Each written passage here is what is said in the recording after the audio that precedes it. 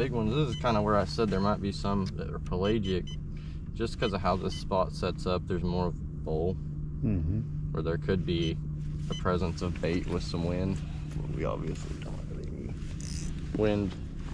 That's more than likely why these fish aren't like going ballistic right now either. A lot of times, I think a feed windows dependent or necessary rather on success on these fish most of the time, especially on bigger fish, just because they've already seen it. It's like a human, they've got to be feeling some type of way for you to pick her up. They're really like a pressured woman at a pressured bar. Guys, are y'all seeing a theme here? Yeah. Or like big deer, man. They're really like big deer. Like they've seen it. They know what you're trying. So I'm actually in line with this one. I'm gonna ease her down, see if I can get a reaction. She should have already reacted if she was going to, so I'll drop a little bit sometimes. She was interested. Yeah.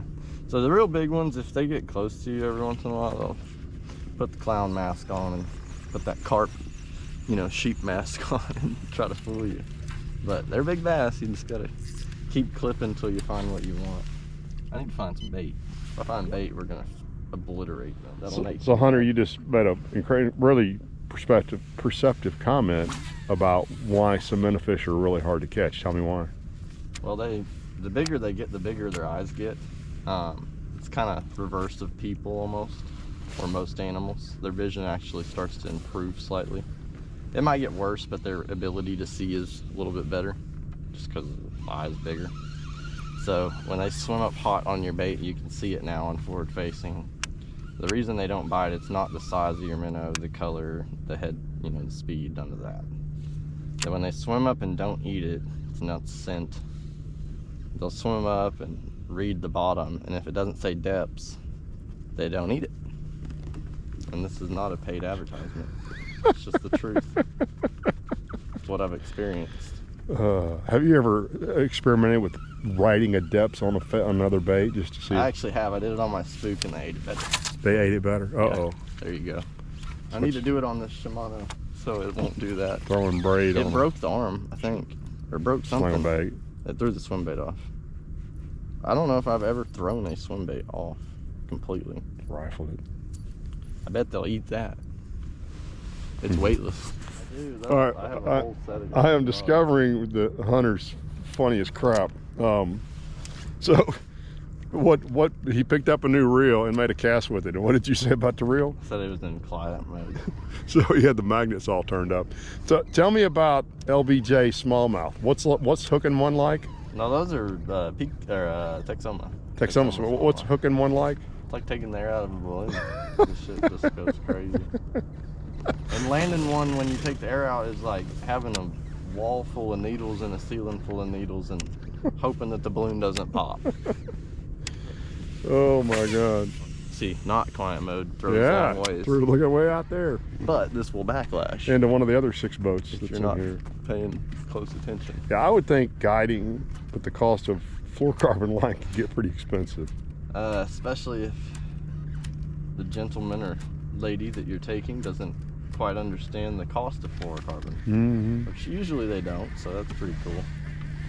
And these guys are mobbing around us. They've seen some boats this morning. Yeah, well, we've got one there and one there that we can see. Oh, and there's one there. It's funny when you have no sense of time when it's this foggy. Yeah, I know. The day's just stuck. Stuck in the day. Yeah, they're swerving us pretty hard, but that's why I apologize to you.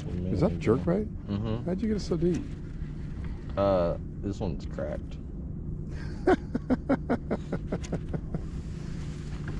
I found really good use for the ones that they'll paying customers throw banged on off the gunnel. Yeah. And you can see that's custom color. From the rust. Yeah. You can't get that. You can't. No, you have to that's aged to perfection. Yes. Slightly different sound too. Right. The waterlogged sound. I've got one that's so rusted. I actually took it and like put a bunch of lacquer thinner and like a bunch of cleaner and stuff inside it. I took the screw out of there, or pulled that out, because it's not a screw, it's like a little clamp. And you damaged the jerk bait, but I took it all out, cleaned the whole jerk bait, glued the rattles in the front, put everything back together, put some plastic back together, glued it all back together. Works perfectly fine, but I got probably like one of the only silent +1 juniors. And then when you catch the 12-pounder on the back hook, it's gonna pull out and you're gonna be like, son of a gun. I'm gonna cry. Yeah. But I hooked her. Right, you had her on for a second. You have to worry about all that other stuff for me. He is stepping it up now. Okay, you're in it deep, like I said previously. You're down to only needing an 18-pounder to get ahead of him. Yeah, that's bad. By the way, I was taking a break. And I do, since he's a pro, I should get like a couple handicap? extra strokes. Yeah. Right. Three get strokes. Like 3 fish. 3 strokes aside? Yeah, 3 fish. And I get at least like a half a day limit and then a back half limit. Yeah. You also should get to start your big motor when we can see. That should, my time should not even be counting yet. We're at a 154. You are smashing the 154s. They love me. We got 497. There you go. I get a feeling it's gonna get better. But again, it's what time is it? It's 9:12. 9:12, and we still can't see at all. We can run the tunas now. Not really. We moved up the lake. I hadn't even stood up yet. And he's got an actual keeper, solid keeper fish. We better not try to do anything silly with this one. We need this one bad. Yeah. The fog's kind of really hindered our mobility. We can see. That's the first time we've been on pad. Yes. I'll give y'all an update here in just a sec. This is actually pretty cool. Come zoom in on this. On his belly. I'll get you when it gets unhooked. This fish is usually pretty dang hard to see. So you can see the mud on her belly. Oh. Unreal. Yeah. You say that's tight to the bottom? Yeah, that one shot up from 30 feet. So those ones over there were just lying to us. It's gonna be a 2 3/4 pound, maybe 3 pound fish. 2 3/4. Thank you, friend. Let's see what that brings us up to. We got a whopping 765 on 4. 765 on 4 fish. It is now 11:07, and again, we have just had a morning where we couldn't do much. It's just been locked in space. Truthfully, if we were tournament fishing, they might have just turned us loose at 10:30, maybe. So yeah, we'd probably still be sitting at the ramp because it's foggier back behind us than it is here. But he's going to rally. He's got he's got as much time as he wants to fish today because we got such a late start. But that's the first fish where he said that one just really locked on it and came up and smoked it. So 11:07, 4 fish. Not much weight, but we got time. So I was at Fort Gibson fishing. So one year the BFLs, the Okie Regional was on Rayburn. So I went to Oklahoma and actually should have won Angler of the Year. I finished second that year because I didn't weigh up fish in a tournament that I thought was, I didn't understand the short fish penalty. I had 3 fish and I only weighed 2 of them, and I freaking lost Angler of the Year by 1 point. Anyway, know your rules. So I was at Fort Gibson and I fished into a pocket, right? And it was 25 feet deep, and I came out the other side and went to put it on the pad, and when I put it on the pad, it went wham! And all of a sudden, bilge pumps kicked on, and I'm like, what the fuck? So,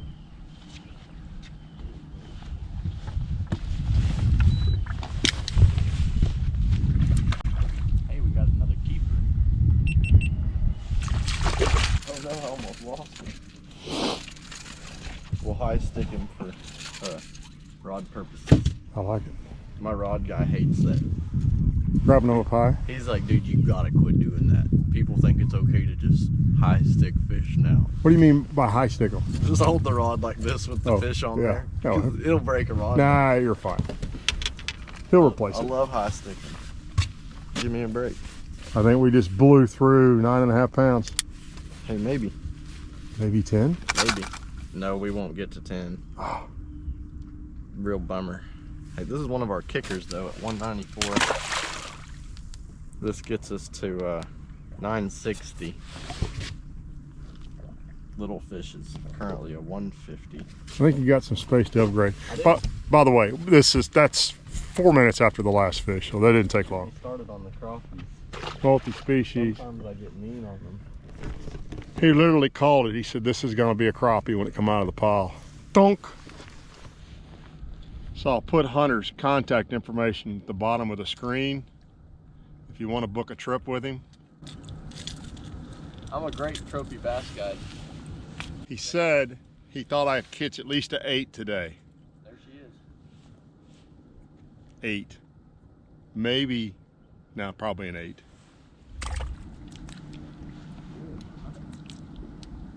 Way bigger than a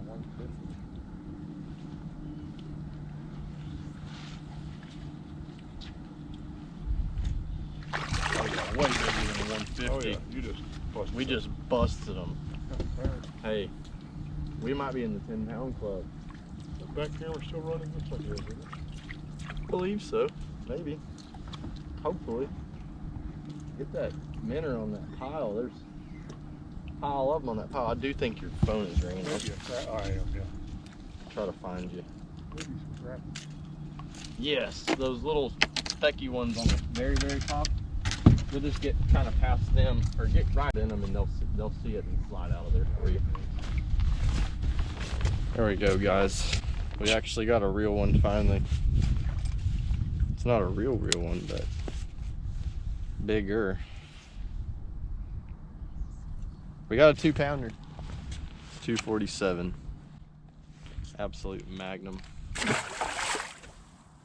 Trophy bass.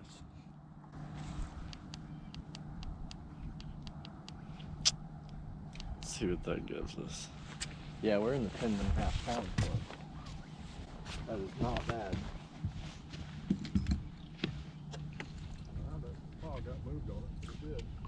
Look up a roving pile. Sometimes they get fins. Depends on the pile.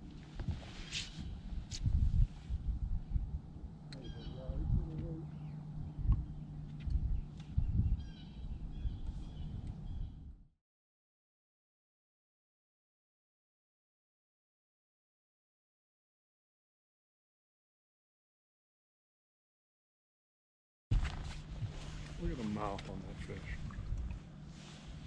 That's a dandy. We're climbing the ladder. Just oh so slow. Slowly climbing the ladder. See, what happens is they all start out at 10 inchers, then they go to 150s, then they're 2.5s, then they're 6-pounders. And then if they're all 8-pounders, we'll have a really fun day. Right. Okay.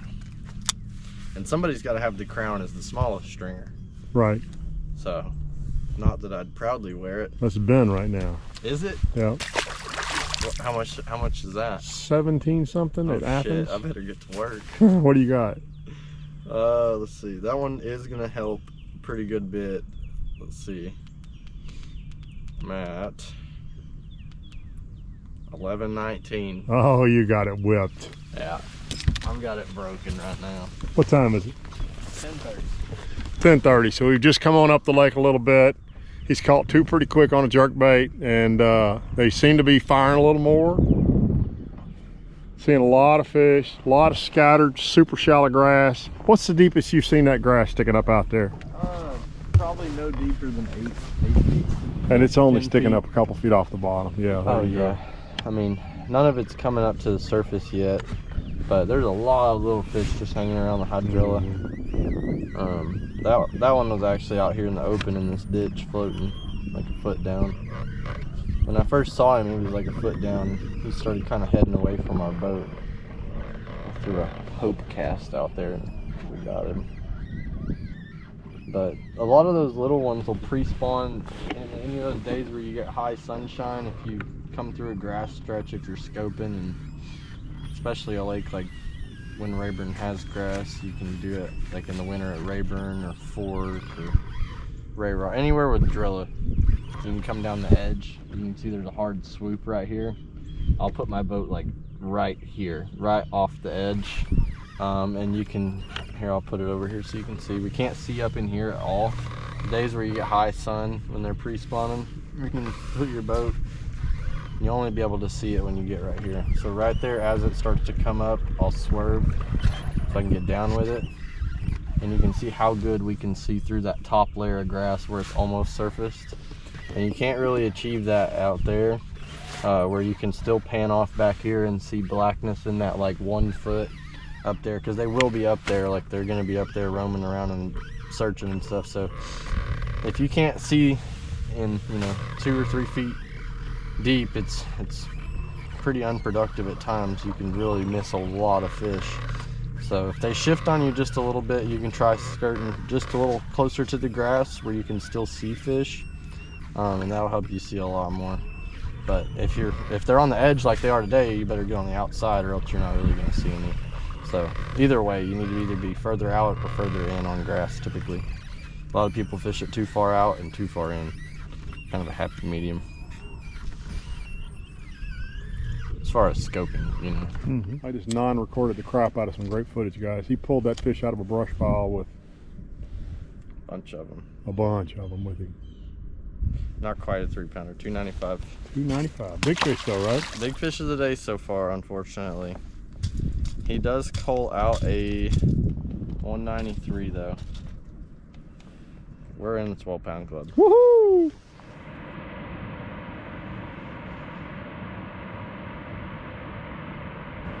Try that front fish. Here he comes.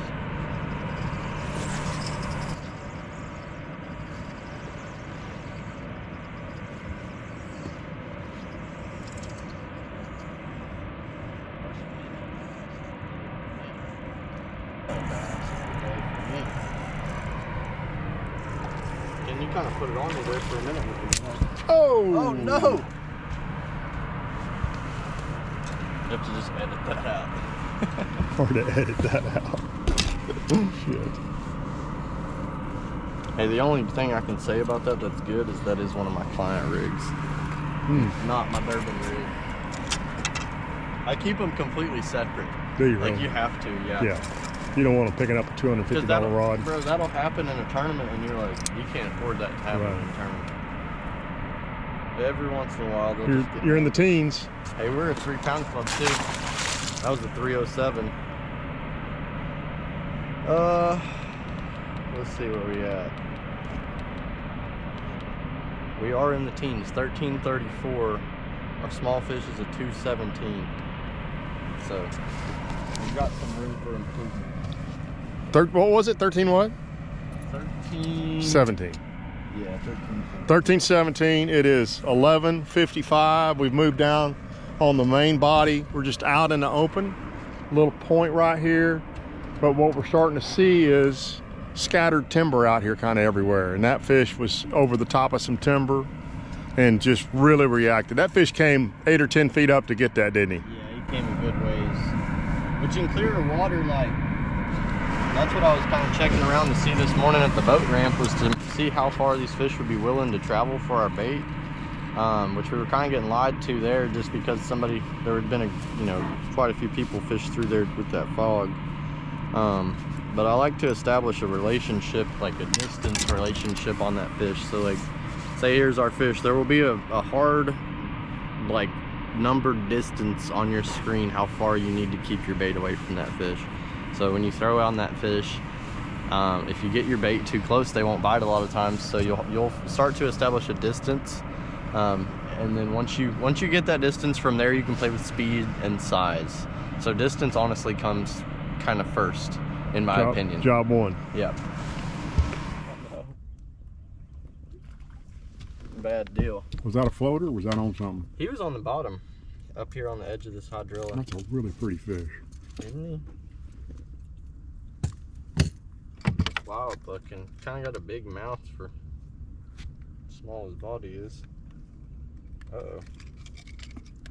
Let's see if we can get this thing going.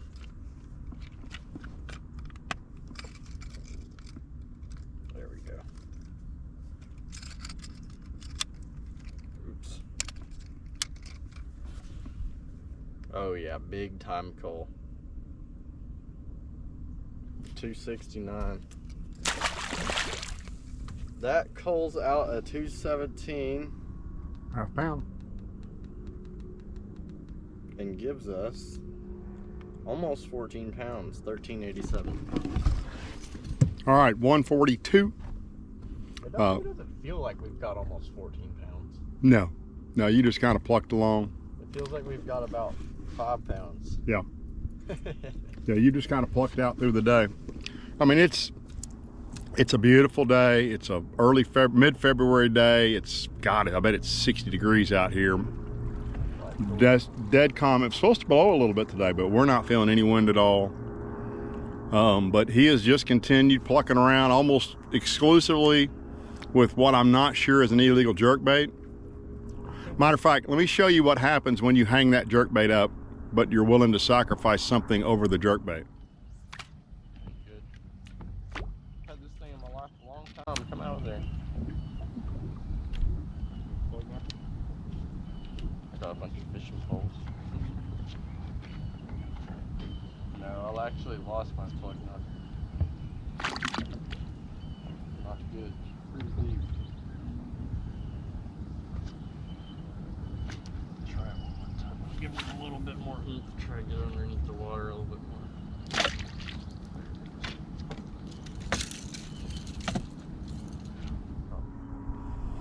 Yes, he was willing to sacrifice the rod for the jerkbait. He made the comment, I said, "Do you have a plug knocker?" And he said, "No, but I got extra rods." So he done connected his rod and banged it down there. Anyway, that's the jerkbait from earlier that's got the crack in it that fills up with water. And it'll go, he's getting it several times really deep. I think overall it's helped him, but there's been a few fish that have chased it, and when he stops it, it goes zoop, and it just goes right by him. So it is not a suspending jerkbait anymore. But anyway, he still got at least an hour, probably 2 hours if he wants to fish that long because of our fog delay. And we've made our way almost, here, bang again right there behind it. I'll interrupt you as much as I can. I'll try to anyway. All right.